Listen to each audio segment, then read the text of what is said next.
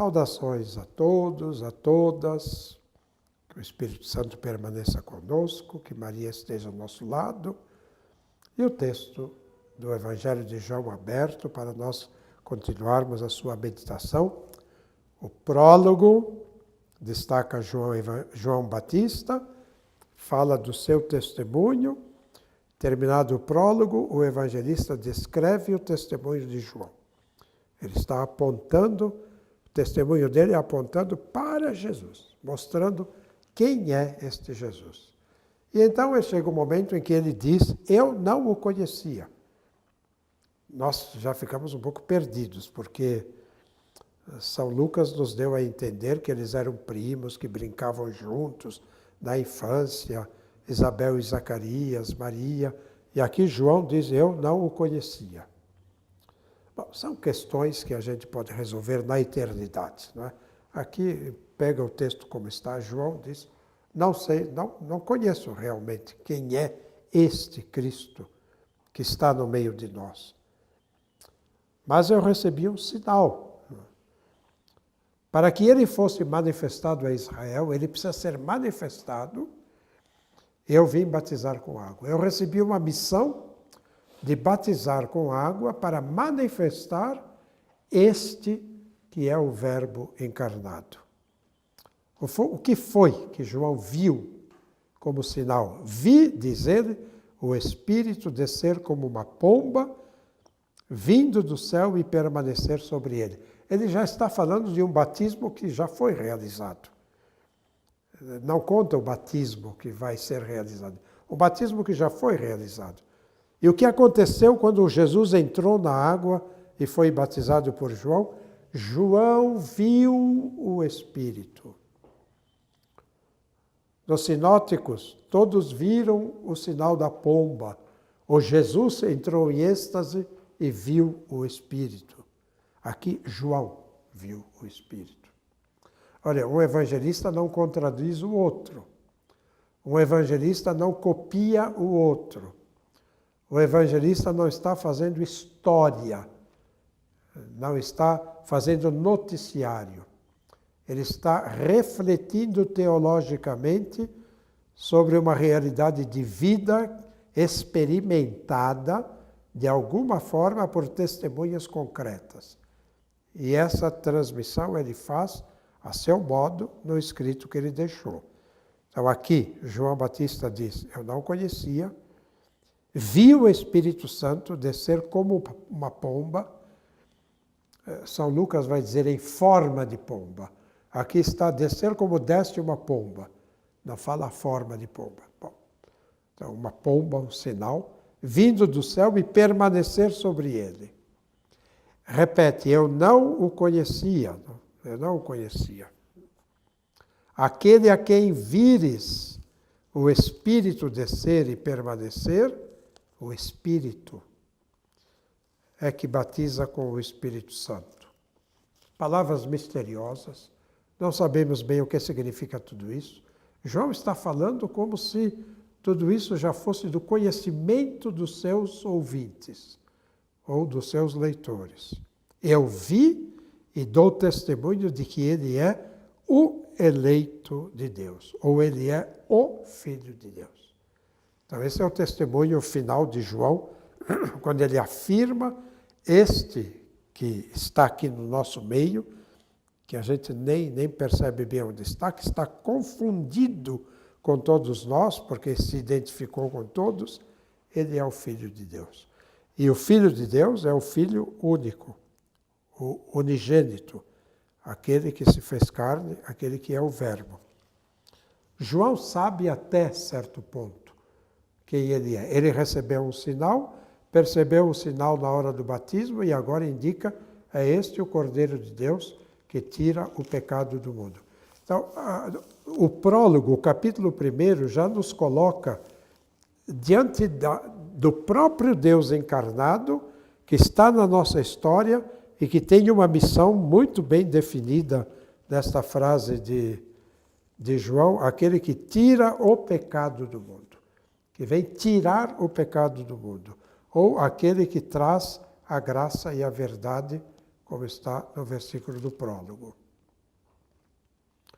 No dia seguinte, de novo, já tinha dito isso antes, no dia seguinte, então depois da conversa com a primeira turma que chegou para interrogar, né, no dia seguinte, ele tinha dito, eis o Cordeiro de Deus. No mais um dia ainda, seria o terceiro dia, o que acontece no terceiro dia? Os 2 discípulos de João começam a corrente. Aí começa a corrente. Eles vão, João diz, eis o Cordeiro de Deus, 2 discípulos ouvem e seguem Jesus. Então, João Batista, eis o Cordeiro de Deus. 2 discípulos vão atrás dele. Jesus se volta e vê que eles o seguem. E pergunta, o que vocês estão procurando?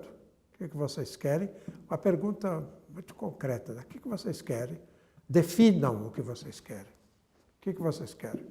Não simplesmente venham atrás. Vocês querem o quê? O que é que vocês estão procurando? Rabi, onde moras? Onde é que o Senhor está? Onde é que o Senhor fica? Venham ver. Foram, viram onde ele morava e permaneceram com ele aquele dia. Esse morar tem o significado de estar, né? Estar. Onde é que o Senhor se assenta? Onde é que o Senhor fica? Onde é que o Senhor está? Foram, viram e permaneceram com ele. O que é que nós temos aqui no segmento? Os 2 primeiros que seguem, não seguem uma teoria. Os 2 primeiros que seguem, não seguem simplesmente porque João indicou. Também porque João indicou. Mas eles se tornam discípulos porque fizeram uma experiência de Jesus. Fizeram uma experiência de Deus.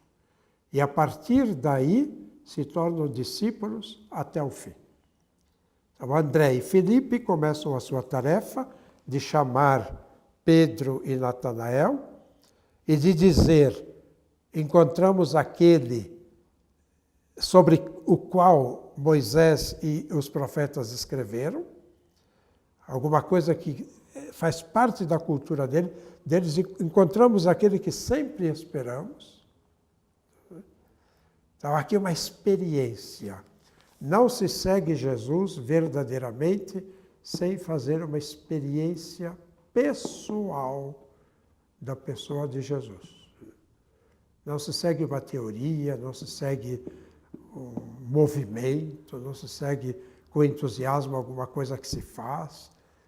Eles fizeram uma experiência de estar com Jesus durante um período e depois, então, o que aconteceu naquele dia em que eles ficaram e permaneceram com Jesus? Era a hora 10ª aproximadamente, diz o texto. Era a hora 10ª aproximadamente, 4 da tarde, por aí. O que aconteceu? Não sei. Eles experimentaram estar com Jesus. Não Jesus teórico, não Deus invisível, não teoria de Deus. Deus visível, concreto, com quem se fala, a quem se toca, em quem se toca, com quem se come, um ser humano concreto. Daí a importância da encarnação deste Jesus. Felipe encontra Natanael e diz, encontramos aquele de quem escreveram Moisés na lei e os profetas, Jesus, filho de José de Nazaré. Muito concreto. Jesus, que tem um pai, filho de José, ser humano bem concreto, de Nazaré, de um lugar bem concreto, que vai criar um problema enorme para Natanael, que não gosta das pessoas de Nazaré. Filho de José. Que José? José do Egito. Porque atrás junto com os discípulos de João, estão os samaritanos, que se converteram, que fazem parte da comunidade e que esperam o Messias, filho de José, filho de Efraim, Sobre isso falaremos depois. E tudo termina com a profissão de fé de Natanael, que diz: Tu és o Filho de Deus, Tu és o Rei de Israel. E Jesus que diz: Você crê porque eu disse que te vi debaixo da figueira. Em verdade, vos digo a todos vocês, vocês virão o céu aberto e os anjos de Deus subindo e descendo a escada de Jacó sobre o Filho do Homem. Próprio de São João. Vocês disseram, pela boca de Natanael: Tu és o Filho de Deus, Tu és o Rei de Israel. Todo mundo é filho de Deus. Qualquer um é Rei de Israel. Isso os apóstolos todos ensinam. Precisa ir adiante, diz São João. Não basta ficar nessa afirmação. É preciso dizer que ele é Deus. Não basta dizer que é filho de Deus. Precisa dizer que ele é Deus. Vocês verão o céu aberto e os anjos de Deus subindo e descendo sobre o Filho do Homem. Quem é este Filho do Homem? Não é um simples Filho de Deus, nem um simples Rei de Israel, nem um simples Messias. Ele é muito mais do que isso. É o Deus encarnado. A afirmação do Evangelho de João.